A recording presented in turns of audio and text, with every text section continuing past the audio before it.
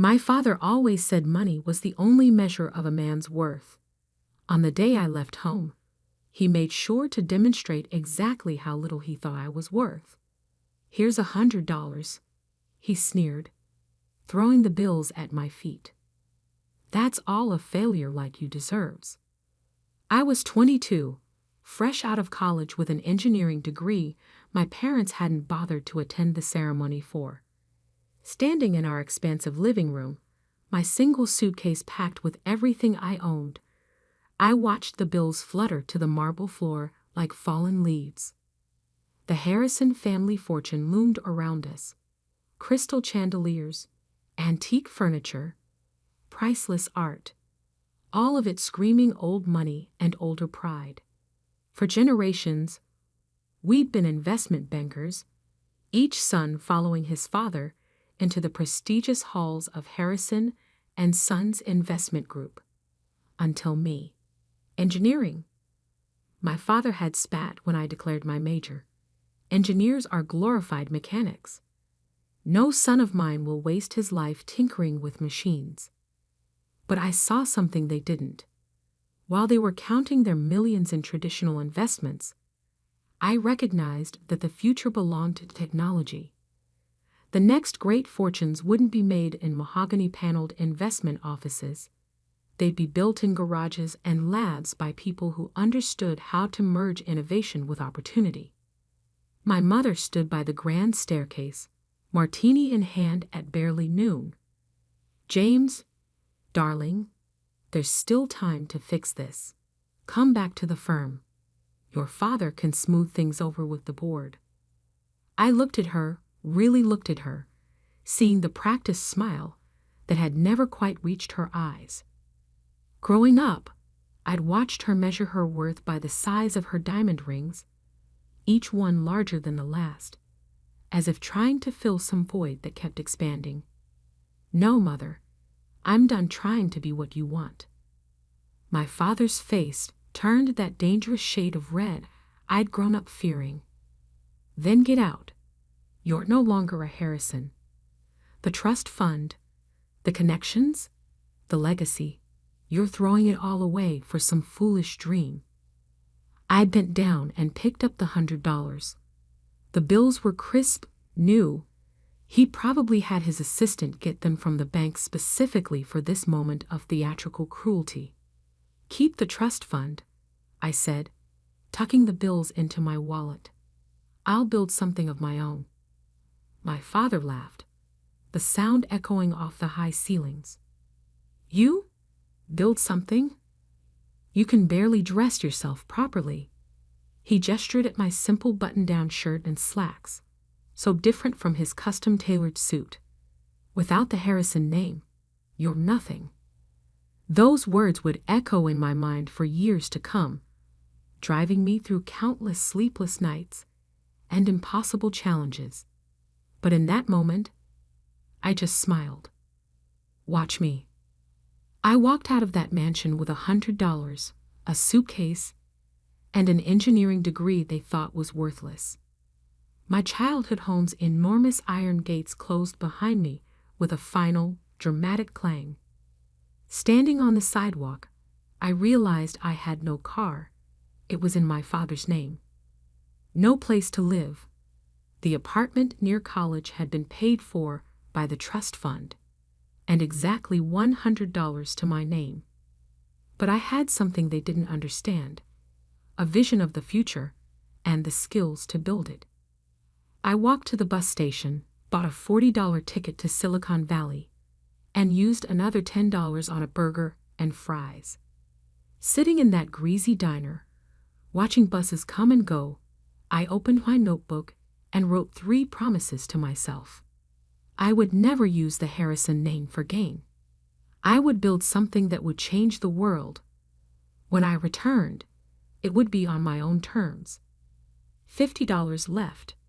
Not enough to rent a place, barely enough to eat for a few days. But I had my laptop, my degree, and most importantly, an idea that had been forming in my mind throughout college. The world was rapidly moving toward renewable energy, But there was a critical problem no one had solved: storage. Solar and wind power were becoming cheaper, but batteries remained inefficient and expensive. I had developed a theoretical design for a new type of energy storage system, one that could revolutionize the entire industry. The problem was, building it would take millions in funding, years of research, and resources I didn't have. My professors had called the idea brilliant but impractical. My father had called it delusional. I called it my future. As my bus pulled away from the station, I watched my hometown disappear into the darkness. I'd spent 22 years trying to be the son they wanted. Now it was time to become the man I was meant to be. Little did I know that this $100 journey was the beginning of a story that would reshape the entire energy industry. In 10 years, I would build a company worth billions, revolutionize how the world stored and used energy, and return home not as the prodigal son, but as someone they never imagined I could become. But first, I had to survive Silicon Valley with $50 and a dream that wouldn't die. Silicon Valley wasn't the gleaming tech paradise I'd imagined.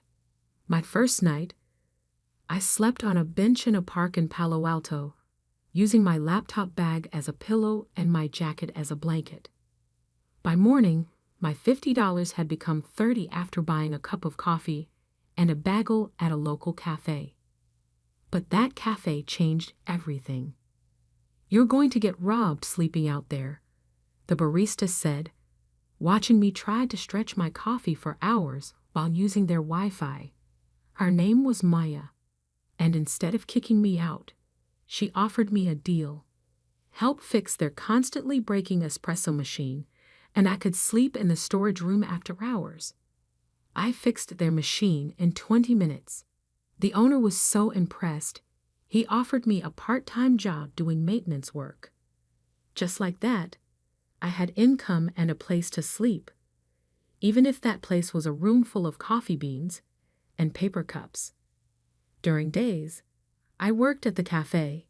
During nights, I refined my energy storage designs, using the cafe's Wi-Fi to research patents and technology trends. Maya would sometimes bring me leftover pastries, peek at my complex diagrams, and ask questions that actually helped me clarify my thinking. "So basically, you're building a better battery?" she asked one night. "Not exactly," I explained, showing her my sketches. "Traditional batteries waste too much energy during storage and transfer. My design uses a new type of molecular structure that could store energy at almost 100% efficiency." She stared at the diagrams. "And why isn't anyone else doing this?" "Because it's theoretically impossible," I grinned. "But I think I found a way." 3 months of cafe work gave me enough savings to rent a tiny room in a shared house with 5 other tech dreamers. It wasn't much, but it had a desk where I could work. I also started freelancing as a technical consultant, helping local startups with engineering problems. That's how I met David Chen. "Your solution for our power management issue saved us months of work," he said after I'd helped his startup fix a critical hardware problem. "What else are you working on?" I hesitated, then decided to take a chance. I showed him my energy storage designs. David was silent for a long time, staring at my detailed technical specifications. Finally, he looked up. "This could change everything, but you'll need serious funding to build a prototype." I know. I didn't tell him about my family's wealth, about the trust fund I'd walked away from. "I'm working on it." David proved to be more than just another client. He introduced me to Dr. Sarah Wong, a leading researcher in molecular engineering at Stanford. She spent 6 hours grilling me about my designs, trying to find flaws in my theories. "It's ambitious," she finally said. "Maybe impossible. But if it works—" She paused. I have some connections at Berkeley's Energy Research Center. Would you be interested in using their lab facilities?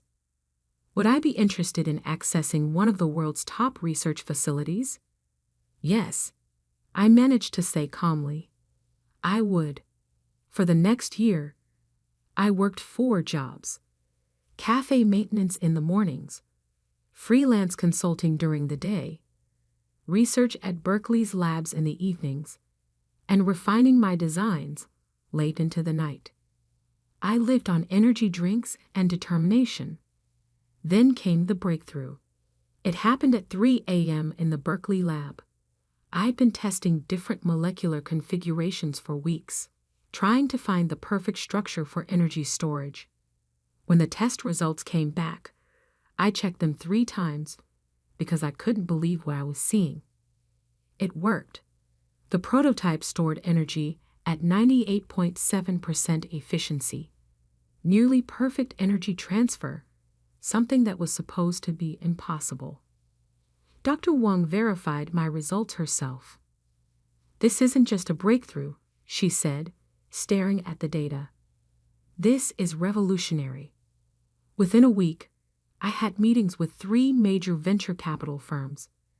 David helped me prepare my pitch, and Maya came over every night to help me practice, throwing tough questions at me until my answers were perfect. The first 2 VC firms said the same thing: brilliant, but too risky. The third meeting was different.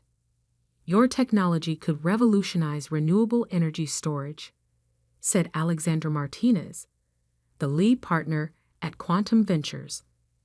"But why should we trust a 23-year-old unknown?"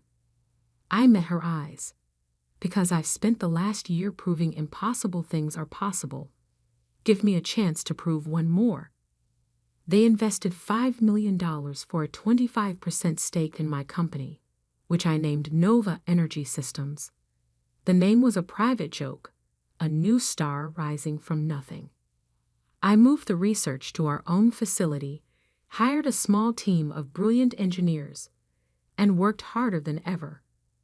We faced countless technical challenges, numerous failures, and moments when it seemed everything would fall apart. But 2 years later, we did it. Our first commercial-scale energy storage system was ready for testing. When the results came in, they exceeded even our highest expectations. Our system could store and deliver energy with 99.1% efficiency, nearly 3 times better than the best existing technology. The energy industry exploded with interest. Solar and wind power suddenly became not just viable, but economically superior to fossil fuels. Every major power company wanted our technology. Nova Energy Systems went public 3 years after that first VC investment. The stock price doubled on the first day. By the end of the week, my stake in the company was worth over $100 million. I bought my first suit since leaving home, not from the expensive tailor my father used, but from a boutique that catered to tech executives. Maya, now our head of operations, helped me choose it. "Planning to show off for someone?" she asked with a knowing smile. "No," I said, adjusting the perfectly fitted jacket, "but I think it's time to pay a visit home." I hadn't spoken to my family in 5 years. Through business news and social media, I knew Harrison & Sons Investment Group was struggling. Traditional investment banking was dying, disrupted by financial technology and changing markets. They needed to adapt, to invest in new technologies. Exactly what I had tried to tell them years ago. Now they were facing their biggest crisis yet: a hostile takeover attempt by a mysterious tech-focused investment firm. What they didn't know was that the firm, Digital Horizon Capital, was a subsidiary of Nova Energy Systems, my company. I booked a flight home, my $100 million net worth a far cry from the $100 I'd left with. But I wasn't going back to reconcile or to gloat. I was going back to buy the company that had declared me worthless. Maya caught me staring at my old family photo before I left. Are you sure about this? I tucked the photo away.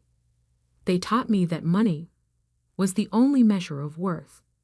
Time to show them exactly what I'm worth. I didn't know then that my return would shake the Harrison family to its core, that my revenge would be both sweeter and more complicated than I'd imagined, or that the $100 lesson they taught me would end up costing them everything. But I was about to find out. The Harrison and Sons Investment Group headquarters hadn't changed. The same imposing limestone building, the same gold lettering, the same air of old money arrogance. But this time, I walked in through the front door not as the disappointing son, but as the CEO of the company trying to acquire them. Mr. Blake here to see the board, I told a receptionist, using the name I'd adopted after leaving. She directed me to the top floor, not recognizing the prodigal son returning home. The Harrison boardroom was exactly as I remembered. Dark wood paneling, oil paintings of past chairmen, the family crest carved above the fireplace. I played under that table as a child, listening to my father negotiate deals and destroy competitors. Now I sat at the head of that table, waiting. They filed in one by one, board members, executives, and finally, my father. He'd aged more than 5 years should allow. His once commanding presence diminished by stress and failing fortune. He didn't recognize me at first, his eyes sliding past me as he took his seat. Gentlemen, I began, I'm here representing Digital Horizon Capital regarding our offer to acquire Harrison and Sons. We're not interested in being acquired by some tech upstart, my father snapped, still not really looking at me. Harrison and Sons has stood for 150 years and will collapse within 5 if you don't adapt. I cut in, letting my natural voice replace the carefully neutral tone I'd been using. Isn't that right, Father? The room went deadly silent. My father's face went from red to white as recognition dawned. James? Hello, Father. Miss me? One of the board members, old Mr. Peterson, who'd known me since childhood, actually gasped. Little James Harrison?